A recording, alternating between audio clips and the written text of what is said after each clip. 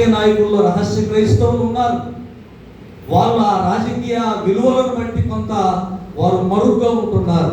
ఎంతో మంది సినిమా యాక్టర్లకు శాంతి లేక, సమాధానం లేక ప్రభువును అంగీకరించిన వారు ఇప్పుడు సాక్షులుగా తిరుగుతున్నారు.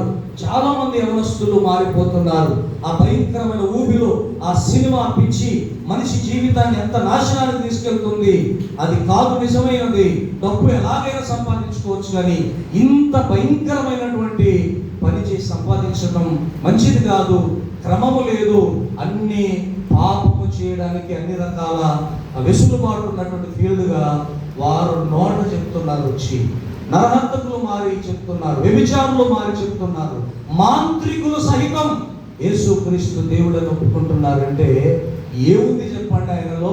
అంతకు మించిన మంచితనం చూడడానికి మనుషులకు యేసు ప్రభువు తప్ప ఎక్కడా దొరకదు. హల్లెలూయా.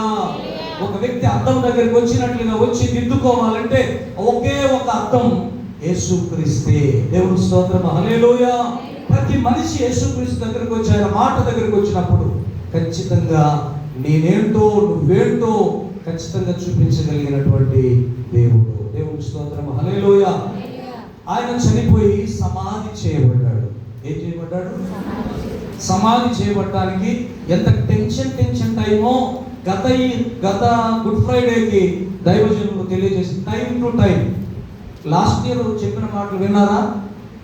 ఆ వారం రోజులు ఏం జరిగింది, సోమవారం ఏం జరిగింది, మంగళవారం ఏం జరిగింది, ఇలా చెప్తూ శుక్రవారం దాకా వచ్చి ఆ శుక్రవారం టైం అయిపోతుంది, ఖచ్చితంగా కాళ్ళు వినుకొట్టేస్తారు, ఆ తర్వాత టైం మించిపోతే విశ్రాంతి దినము అనే ఆ టైం వస్తుందని టెన్షన్గా అధికారి, ఎవరు చెప్పండి? అధికారి ఎవరు? అరిమతయి యోసేపు. అలాగే ఆస్తిపరుడైన ఆయన బ్రతికుండగానే సమాధి తయారు చేయించుకున్నాడు. మనం అందరం కూడా బాగా ఇల్లు కట్టుకోవడం మీద ఫోకస్ పెడతాం కదా. ఆ పోయేటప్పుడు అన్నం దగ్గర పాతి పెడతానులే అనుకుంటాంలే, మంచిదే, ఎక్కడ పోతే ఉండలే. కానీ ఆ ఇంటికంటే కూడా లోకములో అన్నిటికంటే ముఖ్యమైనది లాస్ట్ మసిలి ఉందే, లాస్ట్ మినిట్స్ ఉన్నాయే, ఆ శరీరాన్ని పాతి పెట్టే స్థలాన్ని ముందుగానే జాగ్రత్తగా పురుషులు, దేవుడికి స్తోత్రం, హల్లెలూయా, ముందుగానే సంపాదించుకొని పెట్టుకున్నాడు. అక్కడ మీకు ఆయన పేరు విచిత్రంగా కనబడుతుంది. చెప్పండి. అరిమతయి యోసేపు అంటే అరికథ చెప్పేటోడు అనుకునేది కాదు. ఆయన ఆ బ్యాక్గ్రౌండ్, ఆయన స్థితి, ఆయన పరిస్థితి, గొప్పవాడై ఉన్నాడు. ఆయన పేరు మెన్షన్ చేశారు. కానీ మీరు జ్ఞాపకం చేసుకోండి, యేసుక్రీస్తుని ఎరిగిన వాడు కనుక, యేసుక్రీస్తుని నమ్మిన వాడు కనుక ఆయనతో పాటు ఇంకెవరున్నారు? నికోదేము కూడా ఉన్నాడు. వీళ్ళు చాలా పెద్దవాళ్ళు, పండితులు, ఉన్నవాళ్ళు, జ్ఞానులు. యేసు ప్రభు శరీరాన్ని తీసుకోవాలంటే పర్మిషన్ తీసుకోవాలి. ఏం చేయాలి? చట్టం దగ్గర నుంచి పర్మిషన్ తీసుకోవాలి. టైం లేదు కాబట్టి నిజంగా మీరు గమనించండి, ఎత్తైన ప్రాంతాల్లో పరుగున వెళ్ళి ఆ అధికారుల దగ్గరికి వెళ్ళి లెటర్ తీసుకొని మళ్ళీ టైం అయిపోకముందే, ఎంత టైం అయిపోవాలి? 6 గంటల లోపే ఆ బాడీని శిలువ మీద నుంచి దించాలి, లేదంటే ఇక అవకాశం లేదు.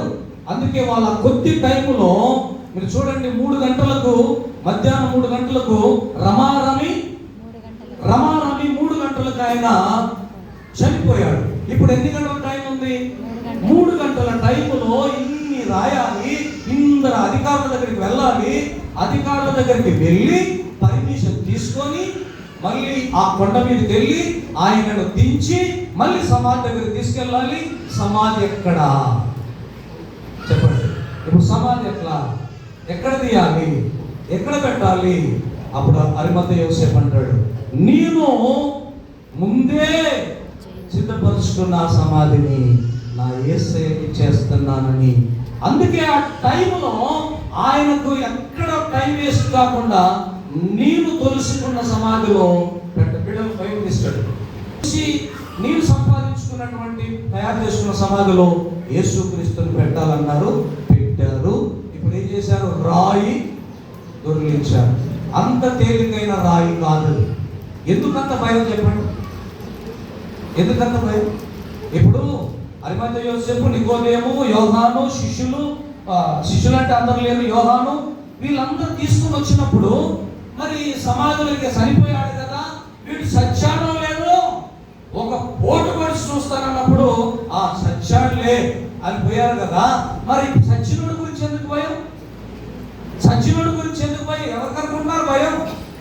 ఎమ్మెల్యేలకి, ఎంపీలకు భయం, లీడర్స్కు భయం, రాష్ట్ర మంత్రులకు భయం, కేంద్ర మంత్రులకు భయం, అక్కడ చట్టసభల్లో ఉన్న అధికారులకు భయం. అదేంటి? శవం అయిపోయాడు, చనిపోయాడు. చనిపోయిన తర్వాత వాళ్ళకేంటండి? ఎక్కడ పెట్టుకుంటేంది, ఎక్కడ పడేస్తేంది? అయిపోయాడు కదా, కోరిక తీరింది కదా. ఇప్పుడు చెప్పండి, పరబ్బాను గట్టి చెప్పండి. పురుషులు పరబ్బాను అనండి, పురుషులు కొంచెం రాగని చూడండి, మీ పక్కన కూడా గమనించండి. సిలువ వేయండి అన్నారా? యేసు ప్రభువును విడిచిపెట్టండి. యేసు ప్రభు మంచోడు, యేసు ప్రభు అద్భుతాలు చేసేవాడు, యేసు ప్రభు మంచి కార్యములు మా కళ్ళ ముందు చేశాడు అని ఎవడైనా ముందుకొచ్చి మంచి మాట పలికినోడు లేడు. నిజమేది, ఆయన చేసిన కార్యాలకు ఆయన మీద అపారమైన గౌరవం ఉండాలి, ప్రేమ ఉండాలి. కానీ వీళ్ళందరూ రివర్స్ అయ్యారు. ఎందుకో తెలుసా? ఇతడు బతికుంటే ఎమ్మెల్యే దగ్గర లేనంత మంది, ఎంపీ దగ్గర లేనంత మంది, మినిస్టర్ దగ్గర లేనంత మంది, కేంద్ర మంత్రుల వెనక తిరగనంత మంది డబ్బులు ఇచ్చి, చెప్పండి, బాటిల్ ఇచ్చి, ముక్క ఇచ్చి, చుక్క పోసి వెంటనండి అంటే వచ్చే జనాలు వాళ్ళకంటే ఎక్కువ మంది యేసయ్య వెనక తిరుగుతున్నారు. వీళ్ళకు మునుగు పుట్టింది ఆయన బతికున్నప్పుడు. దేవుడికి స్తోత్రం, హల్లెలూయా. మీకు అర్థమైందా? గవర్నమెంట్, చెప్పండి అమ్మా, గవర్నమెంట్ షేక్ అయిపోయింది, మంత్రులు షేక్ అయిపోయారు, మినిస్టర్లు షేక్ అయిపోయారు. ఏంటి? జనం ఆయన వెనక ఏమీ పెట్టట్లేదు, ఏమీ ఇవ్వట్లేదు, లంచాలు ఇవ్వట్లేదు, డబ్బులు ఇవ్వట్లేదు, అన్నం పెట్టట్లేదు, ఏది చేయట్లేదు. ఏంటి ఈ జనాలు ఏంటి అని వాళ్ళకి ఆశ్చర్యమై మధ్యవర్తిగా కొంతమందిని పంపించారు కూడా. చాలా ప్లాన్లు కూడా చేశారు. ఏమని? మాతో చేయగలిగితే, చెప్పండి, ఆ అధికారులు అంటున్నారు, ఆ బందిపోటు దొంగ బరబ్బా యూదా ఇక శిష్యుడిగా మారక ముందు, యూదా ఇక శిష్యుడిగా, చెప్పండి, మాట్లాడండి, శిష్యుడిగా మారక ముందు. మీరు చూడండి, ఒక్క మాట బైబిల్లో నుంచి చూద్దాం.